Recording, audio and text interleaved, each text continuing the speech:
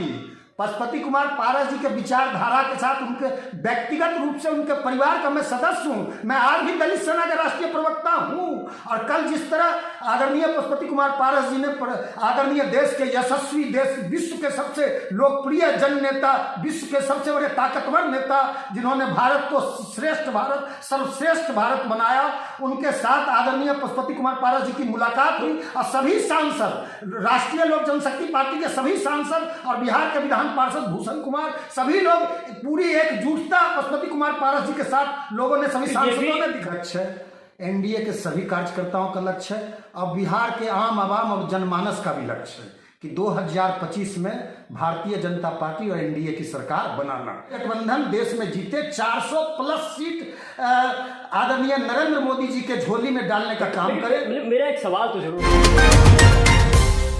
आप देख रहे हैं आवाज न्यूज और हमारे साथ वो शख्स हैं जो कल तक राष्ट्रीय लोक जनशक्ति पार्टी यानी पशुपति पारस गुट के राष्ट्रीय प्रवक्ता रहे हैं और आज हम उनके बीच हैं।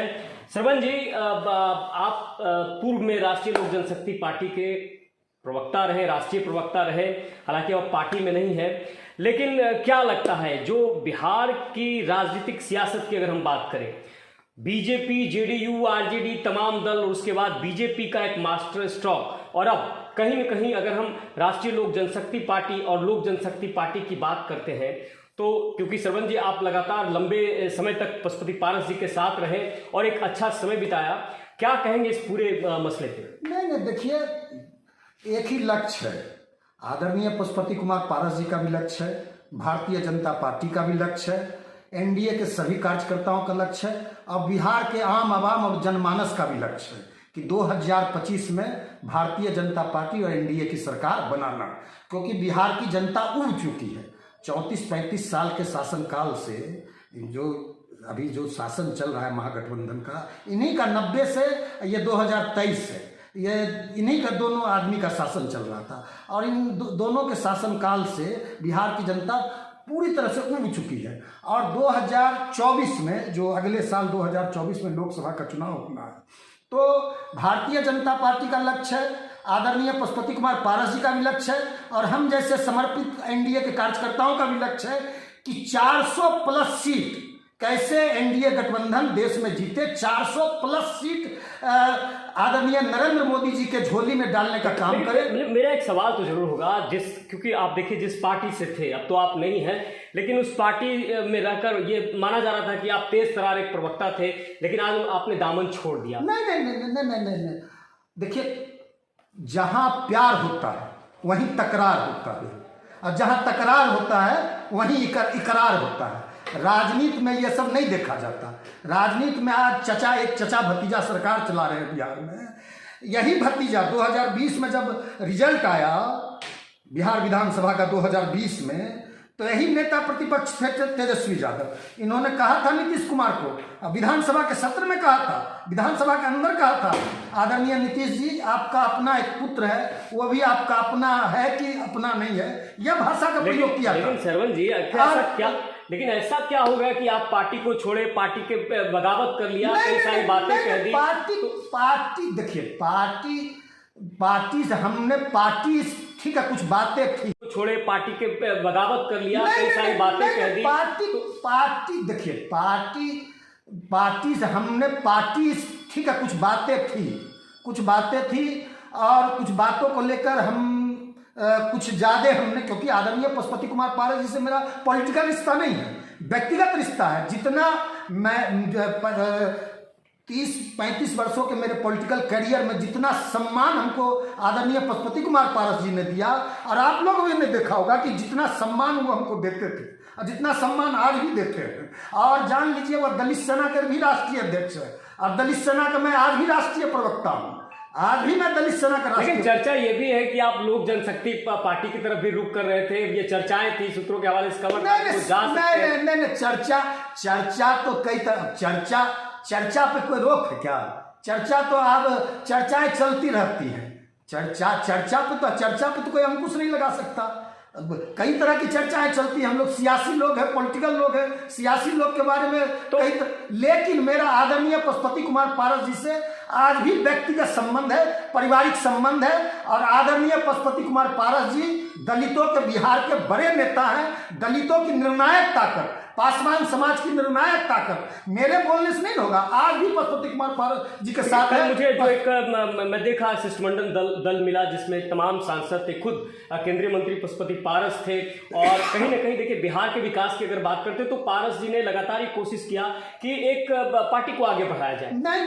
लेकिन जिस तरह से जब आप देखिए कई लोग लोक जनशक्ति पार्टी से टूटकर यहाँ भी आए हैं पारस जी के, और आगे क्या संभावनाएं बनती है, क्योंकि देखिए लोकसभा चुनाव के पहले कई सारी संभावनाएं बन रही है। तो मैं ये जानना चाहूंगा कि श्रवण कुमार का अगला रुख क्या, वो पशुपति पारस के साथ फिर जाएंगे या फिर कहीं और? मैं पशुपति कुमार पारस जी के साथ जाने का और नए आने का समय पशुपति कुमार पारस जी के साथ हूं। आज भी पशुपति कुमार पारस जी के विचारधारा के साथ, उनके व्यक्तिगत रूप से उनके परिवार का मैं सदस्य हूं। मैं आज भी दलित सेना का राष्ट्रीय प्रवक्ता हूं।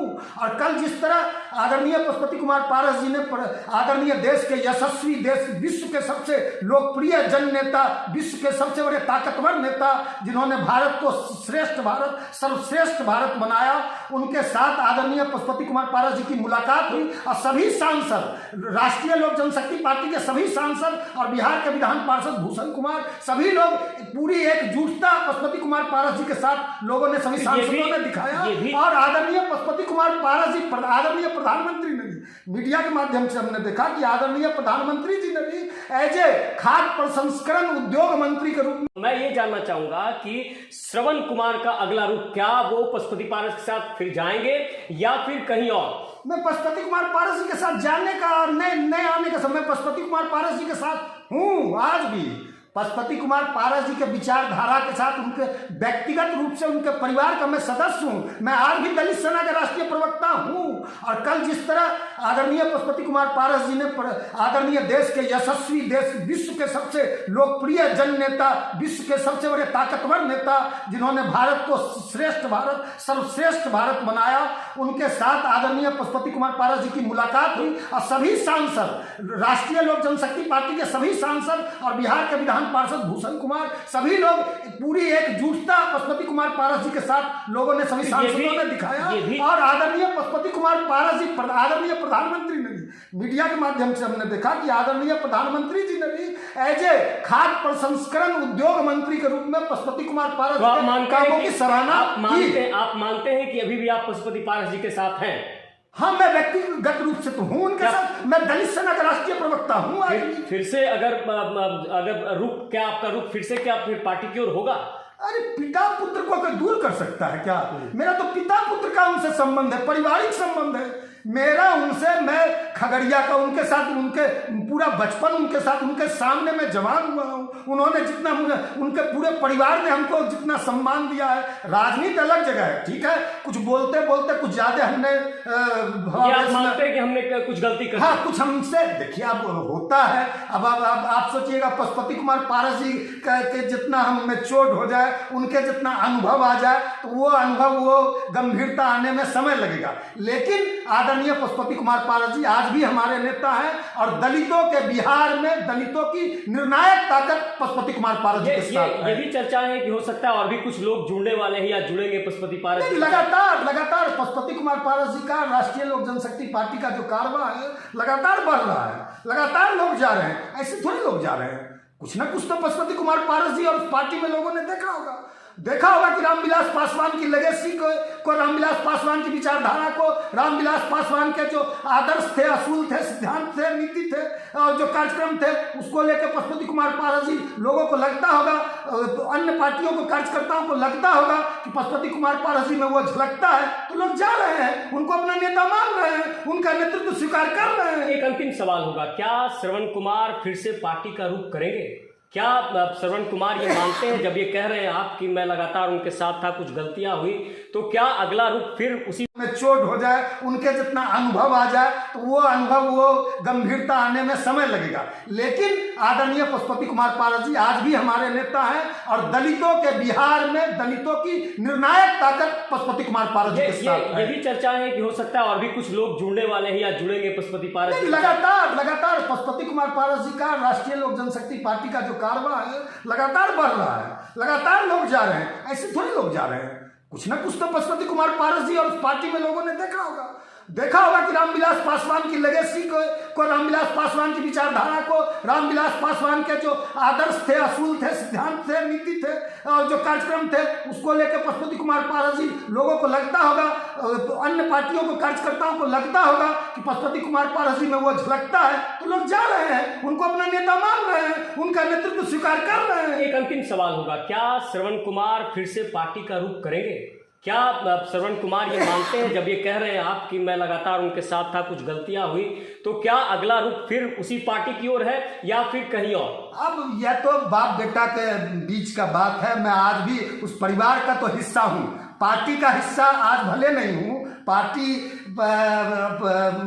का हिस्सा मैं नहीं हूं, लेकिन दलित सेना का राष्ट्रीय प्रवक्ता हूं और पशुपति कुमार पारस जी के परिवार का सदस्य हूं। पार्टी को मजबूत करने के लिए क्या उनके साथ अगर ये करना पड़ा, उनके साथ आना पड़ा, तो आएंगे आप? एकदम आएंगे। पिता बुलाएगा, पुत्र दौरे दौरे जाएगा, इसमें क्या दिक्कत है? जब हम कह रहे हैं कि पॉलिटिकल रिश्ता नहीं है, पारिवारिक रिश्ता है, पिता है, वो मेरे पिता तुल्य हैं और मेरे पिता से ज्यादा उन्होंने हमको सम्मान दिया। आप लोगों ने भी देखा, सारे देश के मीडिया लोगों ने देखा पशुपति कुमार पारस जी हमको कितना सम्मान देते थे और आज भी देते हैं। आज भी उनके दिल में मेरे लिए जगह है और मेरे दिल में उनके लिए जगह है। ये थे हमारे साथ श्रवण कुमार और आप देख रहे थे आवाज न्यूज, दाहा न्यूज।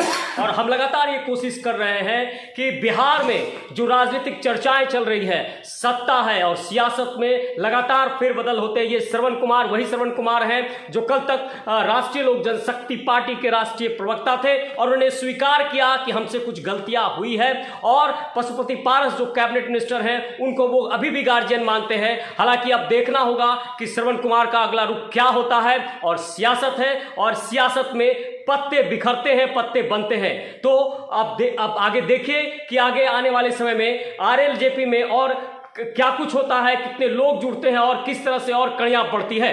इसी तरह की तमाम खबरों को देखते रहिए और हम लगातार राजनीतिक चर्चा और राजनीतिक घटनाक्रम पर आपको बताते रहेंगे। फिलहाल हमें दीजिए इजाजत।